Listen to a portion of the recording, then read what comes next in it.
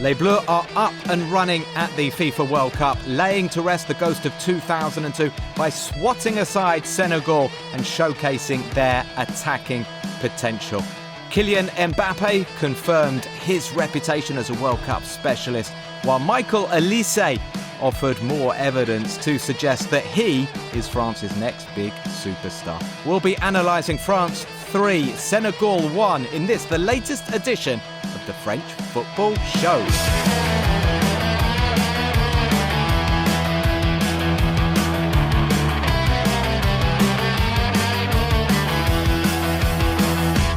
Well, thank you for joining us for the latest French Football Show World Cup special. France off to a positive start, and joining me to look at that, I'm delighted to say Jonathan Johnson, the French football expert, is with us. How are things, John?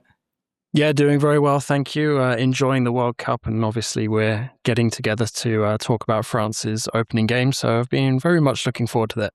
Well, it was a good birthday present for you, JJ. I believe it was your birthday yesterday when France played against Senegal. Indeed, 39 years young. Wow. So do you remember 2002? How old were you when Senegal beat France? Oh, 2002 I remember very clearly because we were given mornings off of school when England played certain matches, notably against Nigeria, and I was old enough to skive the day off school. Very ill-advised, but definitely have good memories of 2002. And the World Cup, all in all, you enjoying it? You managing to watch a lot of games? Because I'm out in Qatar working on the television coverage, so the games are starting even later here. I was working on Jordan-Austria, which kicked off at 7 in the morning Qatar time. That was quite tough. But what about you? Yeah, so obviously watching from Paris, I'm not able to tune into all of the games, but I am trying to get to watch as many as possible. So I've enjoyed a couple of the ones that I have tuned into so far. I was pleasantly surprised by Egypt versus Belgium a couple of days ago. And there's been a handful of other good games as well. Germany-Curaçao was another one. Japan-Netherlands was particularly good in the second half, but obviously Senegal, France was the first game that I really had sort of earmarked as a game that I absolutely couldn't miss. Yeah, if we start with Didier Deschamps' team selection, I think it's the team that most people expected. My concern going into it, and I know speaking to Ricardo Fati a few days ago, he was saying that he felt Deschamps should sacrifice one of those four attackers, and suggested that Dembele, because of his form. And if you look at the way things went in that first half, it was kind of giving credence to Ricardo's thoughts, because you had Ousmane Dembele playing just behind Mbappé, Michael Olisé on the right, Desiré Doué on the left, and I felt that France were struggling to sort of progress the ball forward at speed. Mbappé, as he tends to, would get a bit frustrated at not seeing the ball and would sort of drop off. So you had the centre forward dropping into kind of the number 10 area, and you had all four of those sort of very creative players in the same zone. And I was even wondering if Deschamps might change something at half time in terms of personnel. I mean, yeah, I definitely thought it was a possibility. And to be honest, knowing Deschamps, I wasn't surprised that he didn't opt to make an immediate change. But I did think that there would be criticism of him if that decision came back to bite him. Obviously, we know that it worked out in the end. But I do think that from this game, there have been some major questions that have emerged. One, over that correct attacking combination, but also a few question marks regarding the defence as well. I didn't think Koundé was particularly reassuring. There were a few question marks over Maignan. Not enough, I'd think, to question whether he's the right starting goalkeeper. But for me, there's definitely work to be done. And I think ultimately the second half saved France from a lot of criticism, because that first half was extremely pedestrian, and it's not an exaggeration to say that Senegal were the more impressive side in the first 45. Yeah, Senegal played well. That wasn't a surprise to me, and probably not to you either, John, because we see plenty of African football. We know these players really well. They're playing in the Premier League or in Ligue 1, and they're a really sort of cohesive unit. Just to touch on Maignan, the defensive issues, thought Upamecano was really, really good, but he did have that worrying moment in the first half when Nicholas Jackson managed to get a couple of yards on him on the outside, got that shot away at the near post. Maignan was not particularly well positioned. He was lucky that the ball hit the post and then came off his leg and went just wide. L'Équipe gave him 3 out of 10, Mike Maignan. I think Ibrahim Mbaye's late goal as well, I think Maignan didn't cover himself in glory. You're right, there's no way, Deschamps going to make a change right now, but it's a bit of a worry. This was not a good performance from Maignan. No, it wasn't. It's not reassuring. And to be honest, I don't think it's been the most reassuring season at club level either with Milan.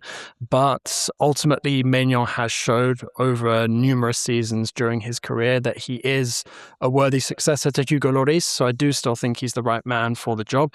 But to your point, I think there were other moments that were worrying as well. Obviously, the Senegal goal that was ruled out for offside. But if you look at the finish, Maignan got enough of a touch on the ball. It did still go into the net, obviously, but it felt to me like, yes, this was maybe a warning sign for Maignan that he needs to up his game. But I would say the most concerning for me was probably Koundé, because up until now, Koundé's been very reassuring at right back, despite being a centre-back playing out of position.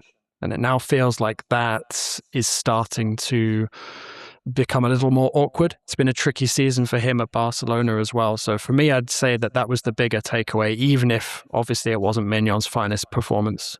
That's the thing that's crazy with French football. They're producing hundreds of centre-backs, hundreds of pacey attackers, but there's a real dearth of full-backs, particularly right-backs. So Malo Gusto is the option to come in. I'm quite lucky out here. I'm going to do a bit of name-dropping today because I've been working with quite a few ex-footballers. Just had breakfast with Ruud Gullit. Quite that. I think that's my biggest name. But no, what I was going to say is we've got Bakary Sagna out here, and he was telling me he reckons Malo Gusto is probably the player best equipped, and he thinks Malo Gusto is a very good option to play at right back. And we'll see France are playing Iraq coming up. Maybe Deschamps anyway will make some changes just to freshen things up and give a few players an opportunity. Just to finish on that second half, though, John, massive chance at the end. Ismaïla Sarr should be scoring that. And if Senegal go in 1-0 up at the break, then suddenly, I'm not saying panic is going to set in, but it would be a heated and concerned France dressing room, as it was 0-0 at the break. And I think you've got to give France credit. I think they've shown maturity. I was reading what William Saliba was saying, that they talked among themselves. That there was a lot of discussion at half-time about the fact that they weren't good enough and how were they going to improve. The one main change in terms of the way they were set up was that Michael Olisé moved into a central position with Dembele moving to the right, and it made a big difference. It was night and day, wasn't it? Yeah, it was. And I think it was very clear the relief on their faces after they finally made the breakthrough, because I think France were aware of the fact that they really got away with it in the first half, could have gone in 1-0 down, and also could have fallen behind as well in the second half. Obviously, there's a big debate about whether France should have had a penalty before Kylian Mbappé did put France ahead. But I feel clear pen, no. No, definitely a clear penalty. No disagreeing with you on that one. And we know what happened after. But for me, I think it's definitely feels like something clicked and something has now put a little bit of doubt in Deschamps' mind regarding Ousmane Dembele's position in that 11, because it's very clear to me, certainly from the last couple of months, that Olisé is probably the player that's most difficult to drop in this 11 at the moment. I mean, yeah, what a pass for that Mbappé goal. It was just so incisive, so beautifully weighted. I'm wary of kind of being negative or talking about negatives after what was a really good victory, really good opening performance, obviously in that second half especially. But I think there is an Ousmane Dembele subject talking point that was already opening up before the game. We've enjoyed watching him so much in a Paris Saint-Germain shirt over the last 2 seasons. I was absolutely behind the whole Ousmane Dembele Ballon d'Or thing. I think he absolutely deserved it in terms of his influence in that Paris Saint-Germain side that won that first Champions League crown. I think there are a couple of things to look at in the Dembele situation. I think one is his fitness, because if you look at this season, yes, he scored some wonderful goals. Yes, he's had some influential performances, but you can't compare it to those 6 months he had in the second half of last season. He's been unable to play 2 games in a week. He's had numerous hamstring problems, and I feel bad for him because those hamstrings just don't leave him in peace. But, I just wonder how physically ready he is for this World Cup to be played in extreme heat and, with all the demands that Deschamps lays down. So there is that. And then, of course, there's his positioning in the team, because it's so different, his role with France compared to his role with Paris Saint-Germain, where he leads the front line. He decides, when they're pressing, how they're pressing. He drops effectively where he wants in that PSG side to start pulling the strings. And you're just not going to be able to do that with France, because in his starting position yesterday, he's got Mbappé in front of him, Olisé to his right, who likes to cut in on his left. He's got Desiree Doué to his left, who likes to cut in on his right. So his zone of influence is severely reduced. And I don't, much as I would love Dembele to play a role in, a successful France World Cup side, I just don't quite see how it works. I definitely think that there is still a role for Ousmane Dembele to play for France at this World Cup. I just feel like it's maybe time for Didier Deschamps to take a leaf out of Luis Enrique's book. Look at the way that Enrique got the best out of Dembele over the course of the season for PSG, made light of those injury issues that have hampered him throughout his career, really, not just with PSG and in the last season or so, because I feel like Dembele has always been one of those players who, for France, feels to me like he's best off the bench when he really can bring sort of a concentrated dose of that brilliance.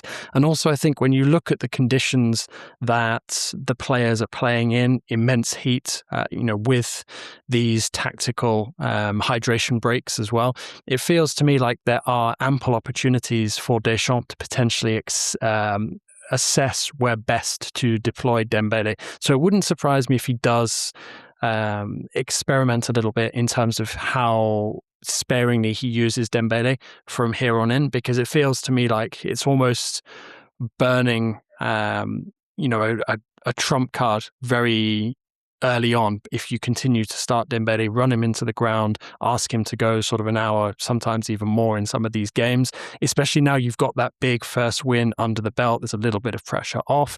Feels to me like the right way to go strategically. And obviously I'm not one to, suggest that I know better than Didier Deschamps, but it feels when you've got Iraq coming up, with all due respect to both Iraq and Norway, it feels like France are now very strong favourites to come out on top of this group, as long as they manage these next 2 games in the way that we know Deschamps normally manages France in these tournaments. So for me, I think there definitely is a strong case that we see Dembele perhaps brought to the bench, sent on for maybe the final half an hour, 20 minutes, something like that. But the big question is, do other individuals step up and really deliver in his absence, should those changes be made for the Iraq game? Well, yeah, and, the competition is there, John, and we saw, you mentioned Luis Enrique. It was the PSG substitutes who kicked in the closing stages, because Bradley Barcola came on and moments later scored a blistering goal. Such a good diagonal run. Adrien Rabiot played a fantastic pass through 2-0 to France, and that should really have been game over. But another PSG player who spent a lot of time on the bench, Ibrahim Mbappé, came on and pulled one back for Senegal. That seemed to anger Kylian Mbappé, who from the kickoff just thought, "Come on, you're not gonna threaten a comeback here." And he hit that shot that I think surprised Edouard Mendy, and I mean the ball was kind of swerving in the air. It was absolutely extraordinary. We'll talk about Barcola. Let's touch on Mbappé though first, John, because he just seems to come alive on this stage. I know he's he scores an awful lot of goals for Real Madrid and he's been scoring plenty of goals for France. But you just feel that, this is his stage from the moment he had that performance against Argentina in 2018.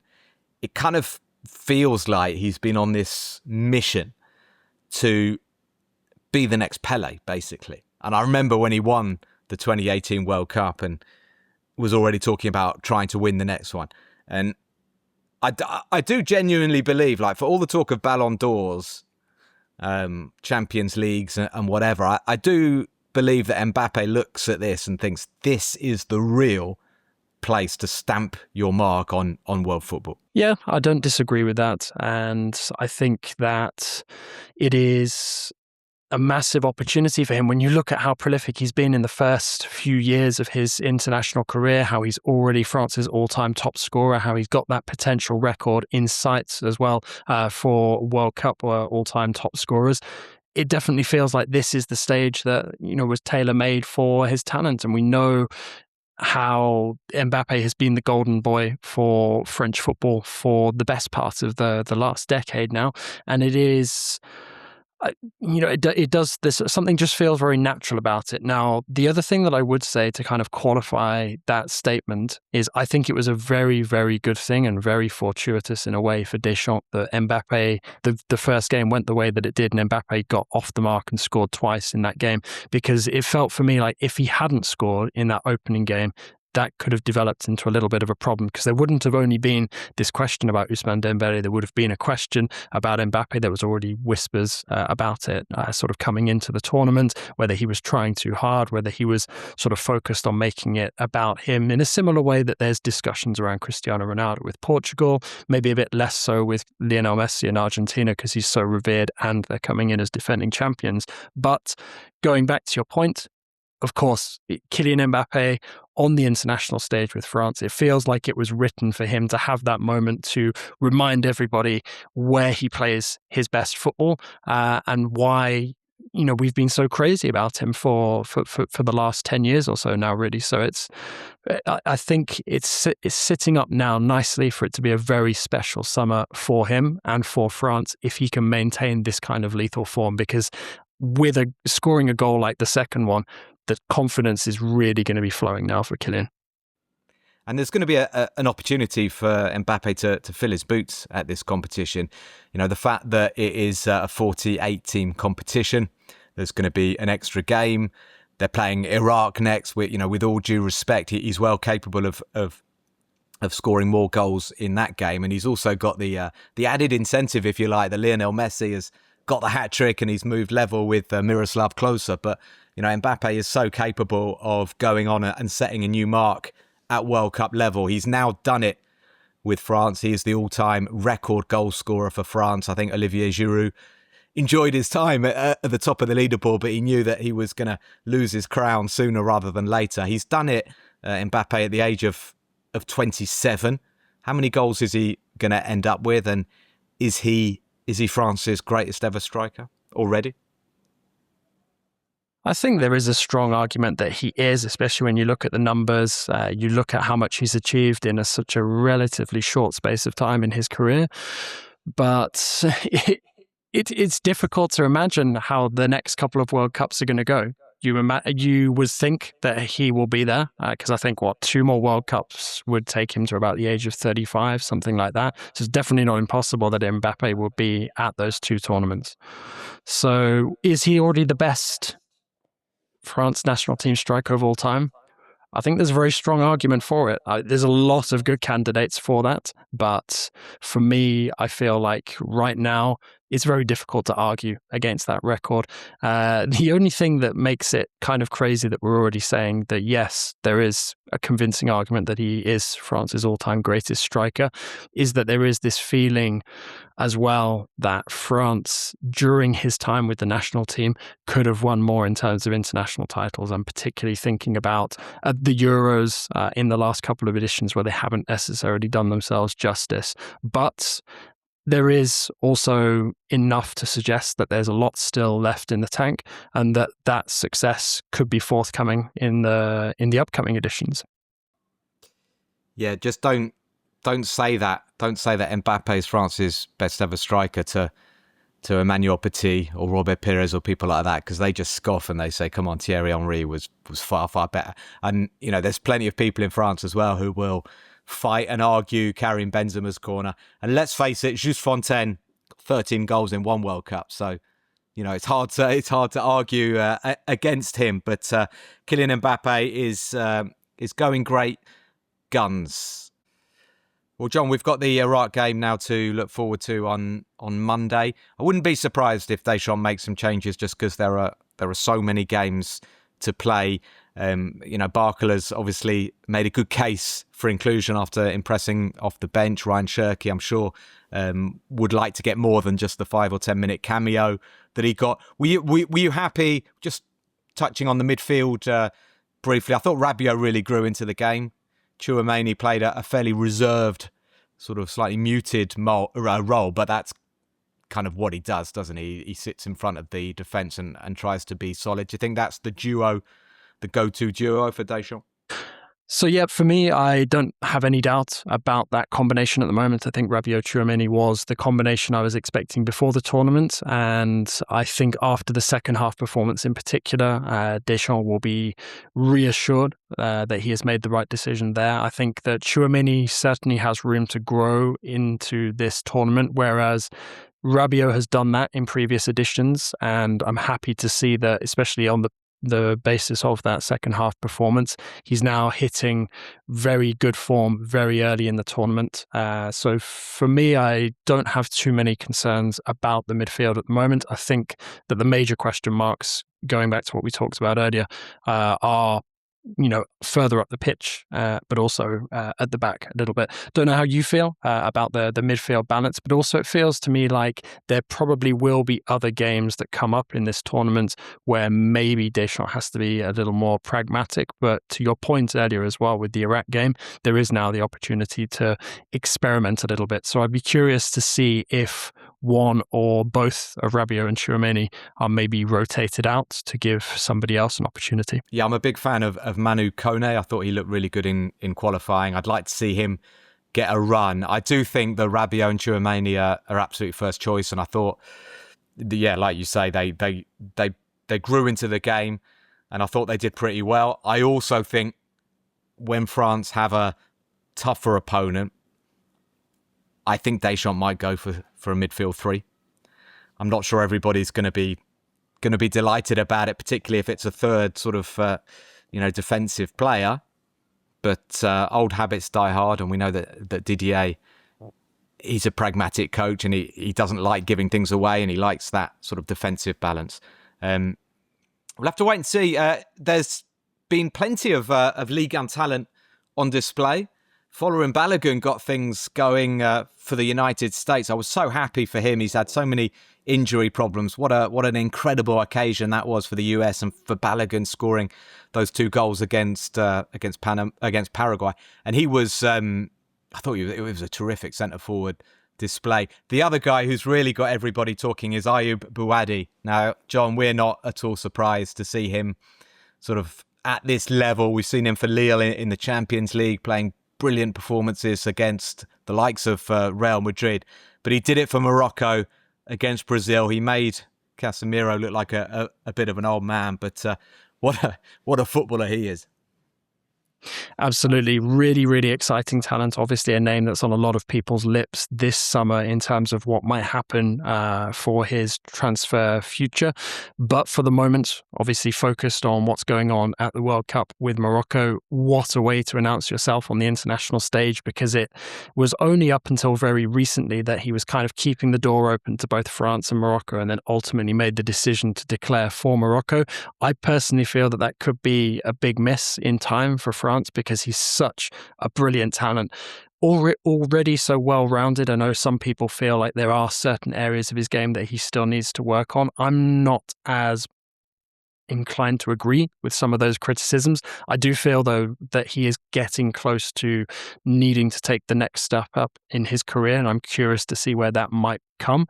But these kind of performances against the likes of Brazil, arguably one of the most storied teams in World Cup history, if not the most storied. What a way to announce that you're ready for international football, and not just ready to participate, but really ready to seize some of these games by the scruff of the neck, because I don't think it's an exaggeration to say he was the player who really stood out head and shoulders above everybody else in that Morocco-Brazil game. Yeah, Bouhaddi was absolutely fantastic. I do think France might, regret that this one slipped through the net, if you like, because I talked about how Deschamps might go with that third midfielder. All the midfielders in the France squad are very sort of similar profile, quite one-dimensional, quite hard runners, strong, physical, technically good, but they're not necessarily creative players. And I think Bouhaddi is a guy who can really set the tempo, get a team playing. I think he's got just a little bit more creativity, more of a football brain, if you like, and it's going to be absolutely fascinating. I do think Lille are going to struggle to hold on to him after this World Cup. What do you think, John? Arsenal have been strongly linked. I think there's a whole raft of Premier League clubs who are going to be after him in the aftermath of this World Cup, but Paris Saint-Germain as well, long-time admirers. I'll say long time, I mean, Bouhaddi's only 18, but he has been playing for a couple of seasons now. Do you think PSG might be tempted to go for him? I do think PSG could be tempted to go for him. And I think if you look at the moment that PSG are arriving in now, it feels like they need to freshen things up a little bit, maybe make a couple of changes. And I think when you're looking at the midfield, you can maybe make an argument that you could upgrade the midfield a little bit by bringing in Bouhaddi and potentially moving on the likes of Fabian Ruiz. Obviously, Lee has also been somebody who's sometimes used in the midfield. You could make an argument that Bouhaddi coming in place of those two is a step up. With Zaire Emery, I don't think it's that much of a threat, because you can still have Zaire Emery being deployed at right back as the second option behind Hakimi from time to time. So for me, I do think that there is a strong argument for PSG taking a really strong interest in Bouhaddi, but we know that they've had interest in Lille players in the past, and it hasn't worked out. When they went for Lenny Euro, for example, and Euro preferred the move to Manchester United. But then when they did finally get a highly coveted Lille player, Chevalier has not really worked out the way that it was intended. So maybe there's also going to be a period of reflection from PSG as to whether that's the path that they want to tread once again. And actually, Lee Kang-in, I thought played really well for Korea Republic against Czechia. He's a very good player, and we've seen so little of him. You wonder if, he may sort of move on from Paris Saint-Germain as well. It's going to be fascinating to see Bouhaddi and Morocco throughout this competition, and of course France in action against Iraq on Monday. We'll be previewing that game for you. Please. Do take just that little moment to rate, review and subscribe to the French Football Show on the podcast platforms and on YouTube. A big thank you to Jonathan Johnson for joining us today. Thank you, JJ. Enjoy the rest of the World Cup. I hope life in Paris treats you well. I saw some scenes of Algeria celebrating their goal last night against Argentina, but it was disallowed. But there are these fan parks. There's is there a World Cup vibe in Paris? A World Cup vibe going on?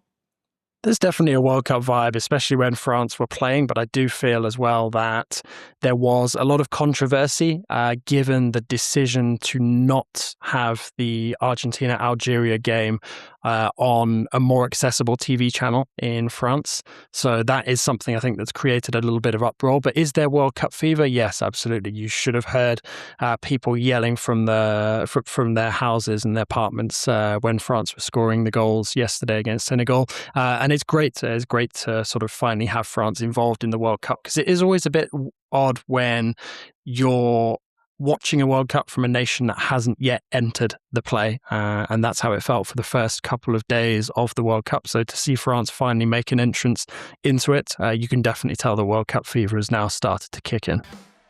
Good stuff. Thank you very much, John. Thank you for listening, everybody. We'll be back in just a few days. Take care. Enjoy the World Cup. Bye-bye.